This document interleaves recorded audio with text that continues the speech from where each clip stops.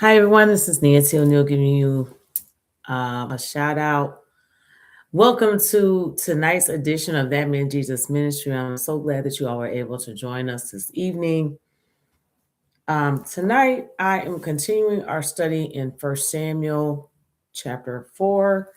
So let's go ahead and get into tonight's session. Just trying to fix my hair here. It's kind of doing its own thing. Okay, verse 1. And the word of Samuel came to all Israel. Now Israel went out against the Philistines to battle and pitched beside Ebenezer. And the Philistines pitched. The Philistines put themselves in array against Israel. And when they joined battle, Israel was smitten before the Philistines, and they slew of the army in the field about 4,000 men. And when the people were coming to her into the camp, the elders of Israel said, "Wherefore hath the Lord smitten us today before the Philistines? Let us fetch the ark of the covenant of the Lord out of Shiloh unto us, that when it cometh among us, it may save us out of the people sent to Shiloh, that they might bring forth thence of the ark of the covenant of the Lord of hosts, which dwells between the cherubims, and the two sons of Eli, Hophni and Phinehas, were there with the ark of the covenant of God. And when the ark of the covenant of the Lord came into the camp, all Israel shouted with a great shout, so that the earth rang again. And when the Philistines heard the noise of the shout, they said, "What meaneth the noise of this great shout in the camp of the Hebrews?" And they understood that the ark of the Lord was come into the camp. And the Philistines were afraid, for they said, "God is coming to the camp." And they said, "Woe unto us, for there have not been such a thing heretofore. Woe unto us, who shall deliver us out of the hand of these mighty gods?" And they have here capital G. But because they have more than one God, we know that this was not the, um, Jehovah God or El Elyon God in the Most High, or the Most High God. These are idols or human gods, lowercase g. These are the gods that smote the Egyptians with all the plagues in the wilderness. Be strong and quit yourselves like men, O ye Philistines, that ye be not servants unto the Hebrews, as they have been to you. Quit yourselves like men and fight. So here we know that Goliath was a Philistine who David fought and defeated, and so we know that the Philistines were giants. Well, remember that Israel originally did not want to go into the promised land because they said there's giants in the land. Now we see that the Philistines are actually running away from the children of Israel. Verse 10. And the Philistines fought, and Israel was smitten, and they fled every man into his tent. And there was a very great slaughter, for there fell of Israel 30,000 footmen. That's a lot of men. And the ark of God was taken, and the two sons of Eli, Hophni and Phinehas, were slain. And there ran a man of Benjamin out of the army and came to Shiloh the same day with his clothes rent and with uh, earth upon his head. And when he came, lo, Eli sat upon a seat by the wayside watching, for his heart trembled for the ark of God. And when the man came into the city and told it, all the city cried out. And when Eli heard the noise of the crying, he said, "What meaneth the noise of this tumult?" And the man came in hastily and told Eli. Now Eli was 98 years old, and his eyes were dim that he could not see. And the man said unto Eli, "I am he that came out of the army and fled today out of the army." And he said, "What is this? What is there done, my son?" And the messenger answered and said, "Israel is fled before the Philistines, and there has been also a great slaughter among the people. And thy two sons also, Hophni and Phinehas, are dead, and the ark is taken." And it came to pass, when he made mention of the ark of God, that he fell from off the seat backward by the side of the gate, and his neck brake, and he died, for he was an old man and heavy, and he had judged Israel 40 years. Well, remember that Eli was a priest or prophet, and he did not raise his sons up in the fear and admonition of the Lord. As a result, his two sons died prematurely, and ultimately that was Eli's fate as well. He passed away also when he heard the news about his sons. Verse 19, his daughter-in-law, Phinehas' wife, was with child, near to be delivered. And when she heard the tidings that the ark of God was taken, and that her father-in-law and her husband were dead, she bowed herself and travailed, for her pains came upon her. And about the time of her death, the women that stood by her said unto her, Fear not, for thou hast borne a son. But she answered not, neither did she regard it.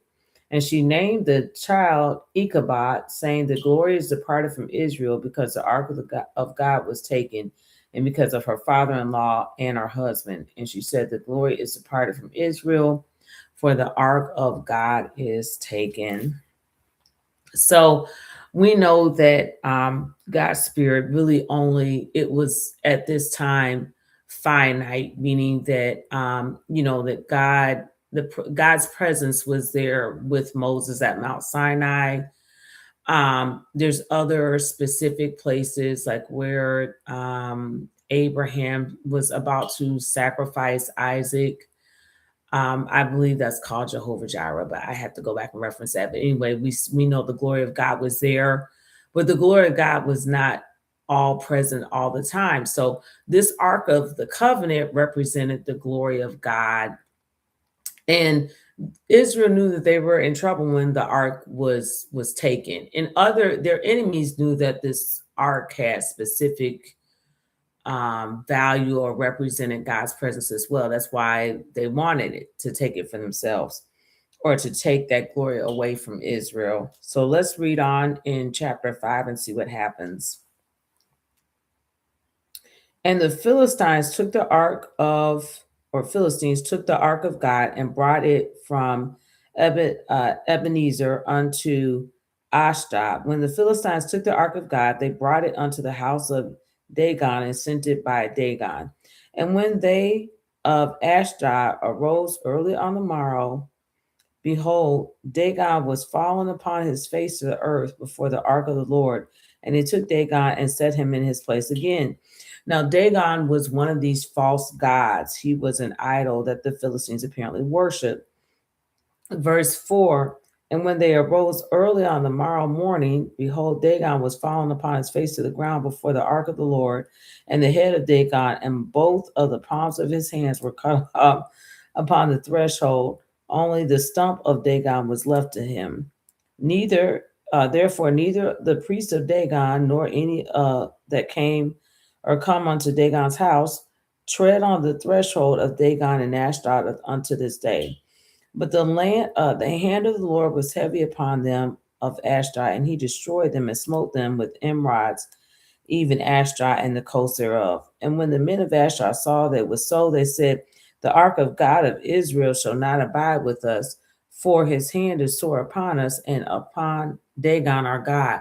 See, this little Dagon, it was like a little wooden idol, but they, there's a scripture that talks about, why do you worship the creation more than the creator? So this is something, this little false god they created with wood, that's something that man made with his own hands. Well, they created something to bow down to and worship, and God, made a mockery of it. He destroyed their little demigod, and also he destroyed the people, the Philistines, that took the demigod. So they wanted to give Israel the ark back. They're like, you know what? It's not worth it. Just never mind. Just take the ark back. Okay, verse 8. They sent therefore and gathered all the lords of the Philistines unto them and said, What shall we do with the ark of God of Israel? And they answered, Let the ark of the God of Israel be carried about unto Gath. And they carried the ark of God of Israel, about thither. And it was so that after they had carried it about, the hand of the Lord was against the city with a very great destruction. And he smote the men of the city, both small and great, and they had emeralds in their secret parts. Therefore, they sent the ark of God to Ekron, and it came to pass as the ark of God came to Ekron, that the Ekronites cried out, saying, "They have brought about the ark of God of Israel to us to slay us and our people." So they sent and gathered together all the Lord's lowercase l of the Philistines and said, "Send away the ark of God of Israel and let it go again to his own place, that it slay us not and our people, for there was a deadly destruction throughout all the city. The hand of God was very heavy there. And the men that died not were smitten with the emerods or the emerods, and the city of the city, and the cry of the city went up to heaven. So, as my pastor says, your hands are not big enough to box with God. All right, let's take a look at chapter 6. And the ark of the Lord was in the country of the Philistines, 7 months. And the Philistines called for the priests and the diviners, saying, "What shall we do to the ark of the Lord? Tell us wherewith we shall send it to his place." And they said, "If ye send away the ark of the Lord of Israel, send it not empty, but in any wise return him a trespass offering, that ye shall be healed, and it shall be known to you why his hand is not removed from you." Then said they, "What shall be the trespass offering which we shall return to him?" They answered, 5 golden emerods and 5 golden mice, according to the number of the Lord's lowercase l of the Philistines, for one plague was on you all and on your lords. Wherefore you shall make images of your emerods and images of your mice, and mar the land, and you shall give glory unto the God of Israel. Peradventure, he will lighten his hand from off you, and from off your gods, and from off your land. Wherefore then do ye harden your hearts, as the Egyptians and the Pharaohs hardened their hearts, when he had wrought wonderfully among them? Did they not let the people go, and they departed? Now therefore make a new cart, and take 2 milch kine, on which there have come no yoke, and tie the kine to the cart, and bring thy calves home from them. And take the ark of the Lord, and lay it upon the cart, and put the jewels of gold, which he returned him for a trespass offering, and a coffer by the side thereof, and send it away, that it may go. And see if it goeth up by the way of his own coast to Beth Shemesh, then he hath done us this great evil. But if not, then we shall know that it is not his hand that smote us. It was a chance that happened to us. And the men did so, and took 2 milch kine, and tied them to the cart, and shut up their calves at home. And they laid the ark of the Lord upon the cart, and the coffer with the mice of gold, and the images of their emerods. And the kine took the straight way to the way of Beth Shemesh, and went along the highway, lowing as they went, and turned not aside to the right hand or to the left. And the Lord's lowercase l of the Philistines um, went after them into the border of Beth Shemesh. And they of Beth Shemesh were reaping their wheat harvest in the valley, and they lifted up their eyes and saw the ark, and rejoiced to see it. And the cart came into the field of Joshua of Bethshemite, and stood there where there was a great stone, and they clave the wood of the cart, and offered the kine a burnt offering unto the Lord. And the Levites took down the ark of the Lord, and the coffer that was with it, wherein the jewels of gold were, and put on the great stone. And the men of Beth Shemesh offered burnt offerings and sacrifices the same day unto the Lord. And when the 5 lords of the Philistines had seen it, they returned to Ekron the same day. And these are the golden emerods, which the Philistines returned for a trespass offering unto the Lord: for Ashdod 1, for Gaza 1, for Ashkelon one, for Gath one, and for Ekron one. And the golden mice, according to the number of all the cities of the Philistines belonging to the five lords, both of fenced cities and of country villages, even unto the great stone of Abel, excuse me, that's Abel, whereon they set down the ark of the Lord, which stone remaineth unto this day in the field of Joshua the Bethshemite. And he smote the men of Bethshemesh because they had looked into the ark of the Lord. Even he smote of the people 50,000 and threescore and 10 men, and the people lamented because the Lord had smitten many of the people with a great slaughter. And the men of Bethshemesh said, who is able to stand before this holy Lord God, and to whom shall he go up from us? And they sent messengers to the inhabitants of Kirjath-jearim, saying, the Philistines have brought again the ark of the Lord. Come ye down and fetch it up to you. So I am not going to continue with chapter 7 today. I'll pick up with chapter 7, I believe, the next time we read. But we are studying the story of the former judges, and then beginning the first book of Kings with First Samuel, of how they move from judgeship to kingship between First and Second Samuel. I hope you have been enjoying the reading. We'll continue on. I'll be with you all again on Thursday. Oh, it's something else I wanted to add. I'm trying to remember what it was. Oh, so I wanted to say, like, during this time in the Old Testament, polytheism was very prominent. So, for instance, it talked about the Philistines worshiping the God of Israel. Well, that's not really the God that they serve. That's why they always said the God of Israel. They repeated that phrase over and over again, because that clearly was not the God that they served or worshiped. And but they feared the God of Israel, had reverence for him because they saw his power.